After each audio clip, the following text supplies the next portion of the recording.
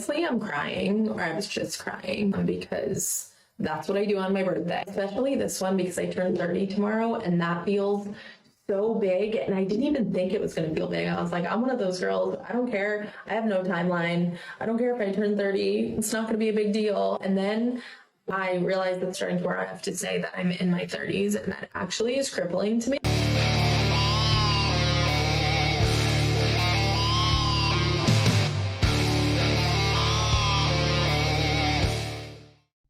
Yo, what is going on, guys? I hope you are all doing well, and I hope you guys are ready to have a little bit of a laugh here today, because on today's episode, we are going to be kicking it off with this woman who has just turned 30 years of age, okay? She's a little bit stressed about it.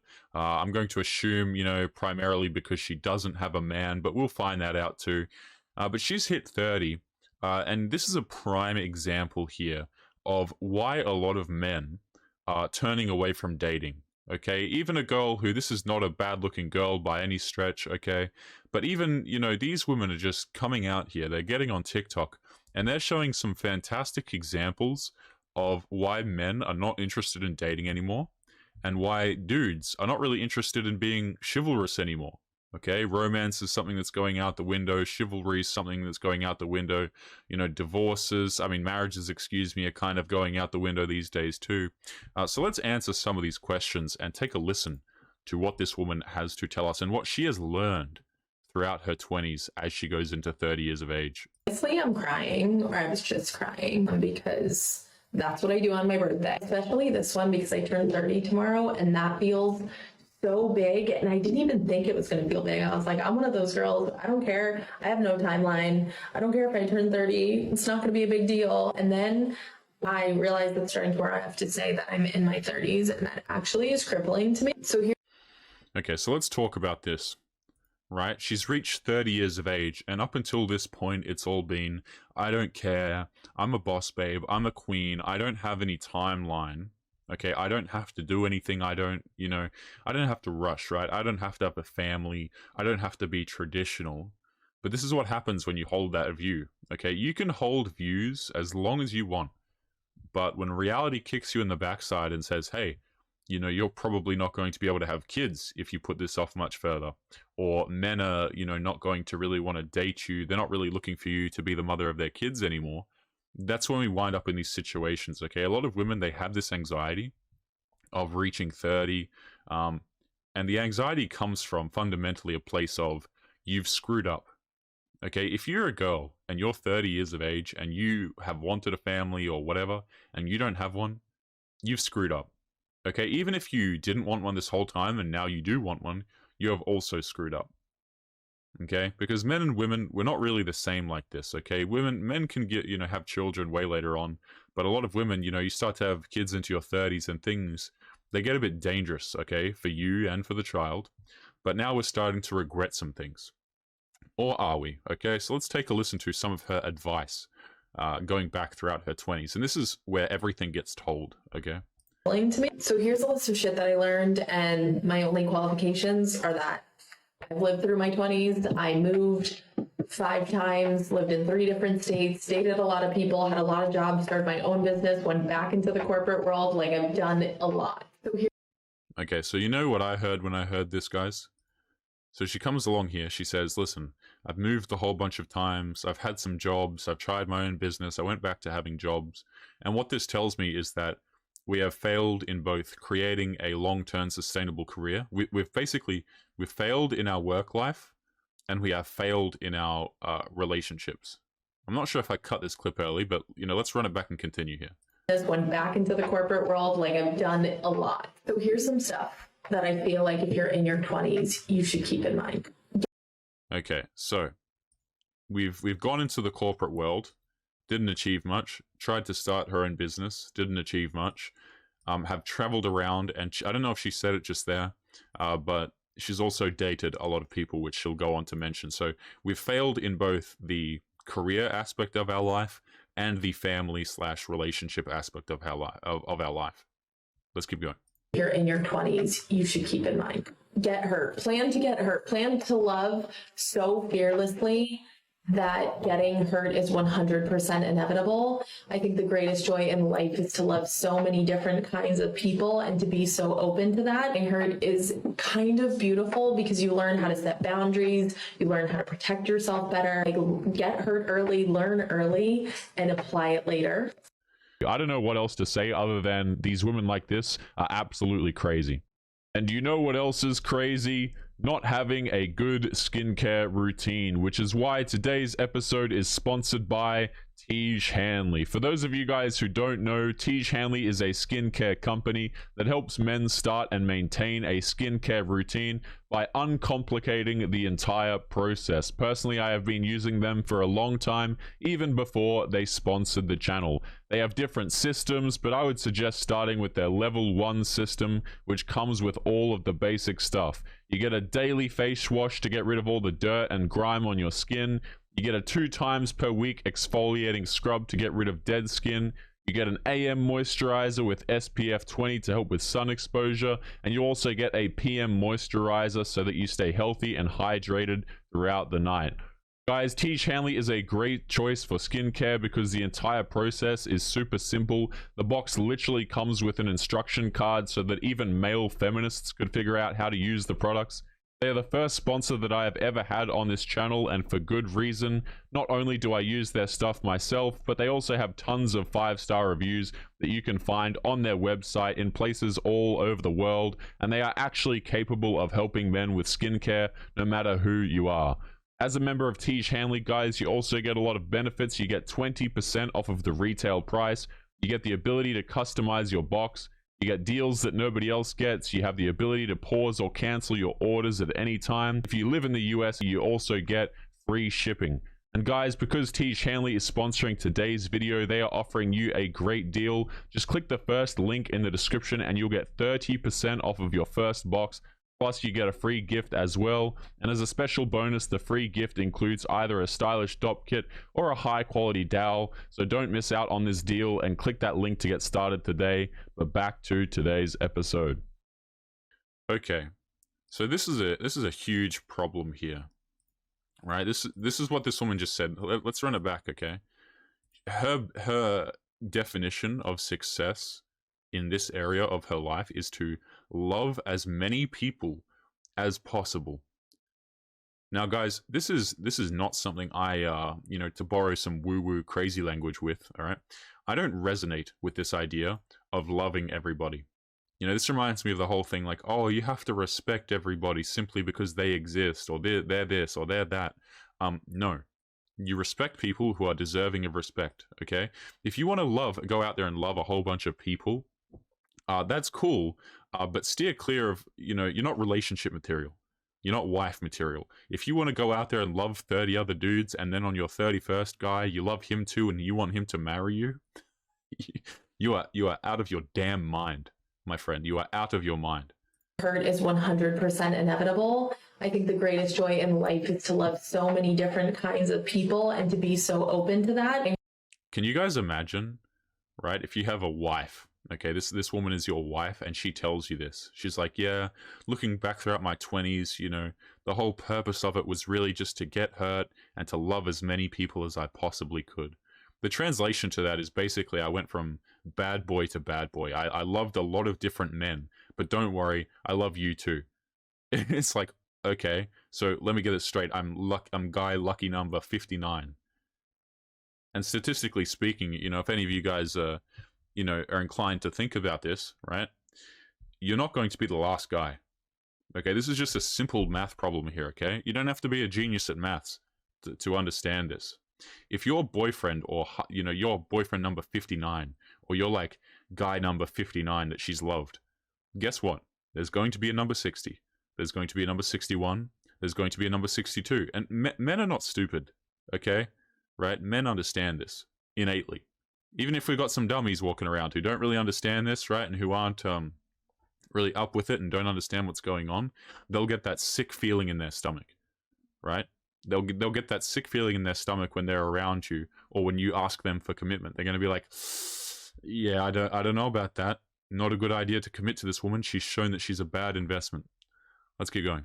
I heard is kind of beautiful because you learn how to set boundaries, you learn how to protect yourself better, like get hurt early, learn early, and apply it later. 2, you don't have to go. You don't have to go to that party. You don't have to go to that event. Your real friends will keep inviting you anyway. It is cool to be the girl that is not constantly available. It is cool to get a night of sleep. It is cool to miss something because you were at the gym. Fine. No one cares. And if they do, they're huge weirdos. That said, 3, say. Okay, before we instantly contradict ourselves here, okay, so this is point number 2 that she's making. You don't have to go. Right?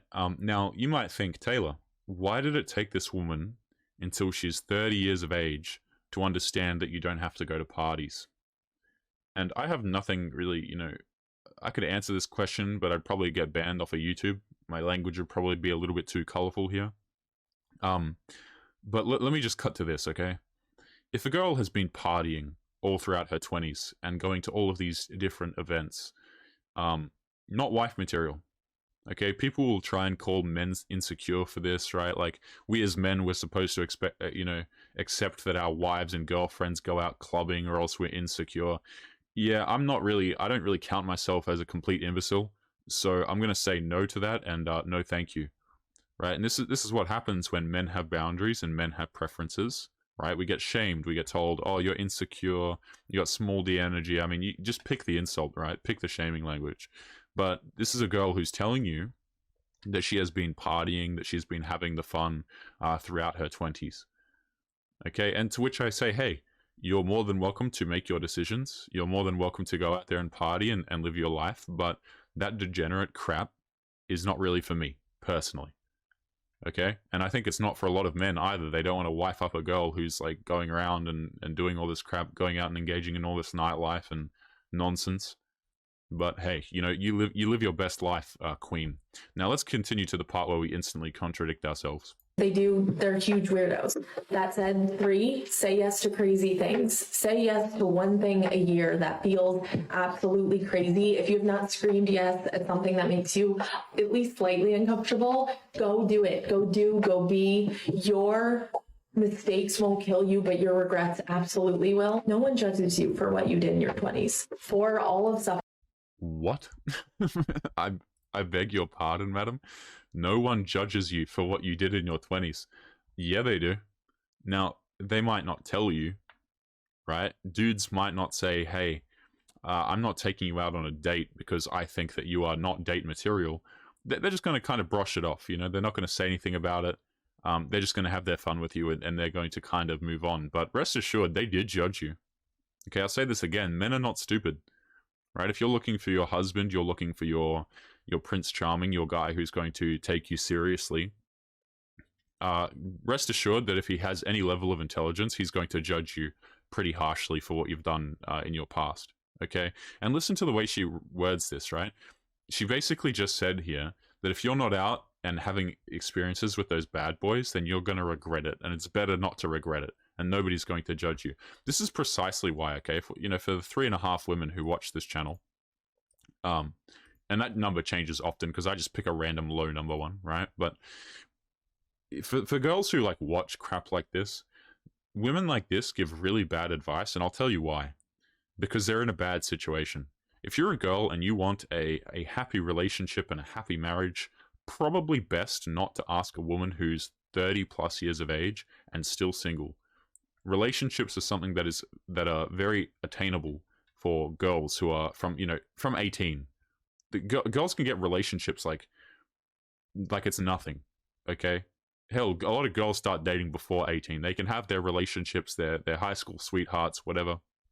And you can have your ring by the time you're 25, easy, very easily. You can be married by the time you're 25. Okay, so when a girl gets to 30 and she's trying to give other women dating advice, it's kind of like, a homeless person giving you an investment advice. You see what I'm saying? It's like, why would you take an investment advice from the person who clearly doesn't understand what they're talking about? So let's keep going here. Mistakes won't kill you, but your regrets absolutely will. No one judges you for what you did in your 20s. For all of suffering is in the unknown. Like if you knew that in 3 months, in 3 years, your life would be great beyond your wildest dreams, you would happily sit and watch that clock tick down, but we suffer because we're not sure it's going to get better. And it always does. But if you knew your timeline, you would never try anything. If you knew at 31 you would meet the love of your life, you wouldn't do anything until 31. You wouldn't have romantic missteps. You wouldn't try anything. So while all of the suffering is in the unknown, so is all of the beautiful, crazy stories and experiences. The unknown is just what makes you suffer. But don't be afraid of it. 5 is kind of niche, but you don't.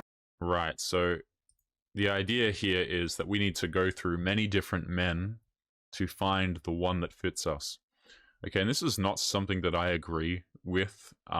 You know, women, with the idea that women have to go through, and they have to go through 35 guys, and on guy number 36 they're going to find their husband. It just comes down to choosing the correct person. Okay, again, I make this example all of the time, but like a lot of these women, they don't have fathers in their lives, or they refuse to listen to him. But in a lot of cases, you know, if you give the father the ability to pick the romantic prospect for the daughter, he'll choose one that'll work, you know. But all of these women, it's like, oh, my heart's been broken for the 57th time, but at least I learned something. And it's like, no, you were just silly. You just chose dudes who quite clearly had a lot of red flags. You chose the bad boys, you chose the terrible guys. Now that you're 30 and you're running out of time, now we need a good man. The good men have always been there, right? And if you want to go out and love a whole bunch of people, you've probably been through quite a few good men as well in there, but you know, they probably bored you or something to that effect. But this idea that you have to go through a whole bunch of people to find your your husband, right, first of all, is really insulting to your husband, but second of all, it's just incredibly silly. Let's keep going. Suffering is in the unknown. So is all of the beautiful, crazy stories and experiences. The unknown is just what makes you suffer, but don't be afraid of it. 5 is kind of niche, but you don't have to date every nice person you meet. I think I personally would meet these nice guys and I'd be like, they are worth dating, they are worth loving, and yes, they are, but just because they are nice does not mean they are right for you. Don't mistake kindness for compatibility. Like, it's okay.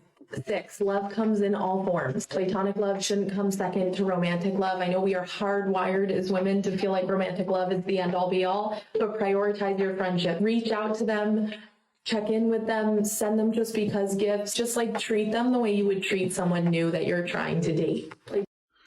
This number 5 thing here is absolutely hilarious. So she says you don't have to date every nice guy. I guarantee you this woman has not been dating every nice guy, by the way.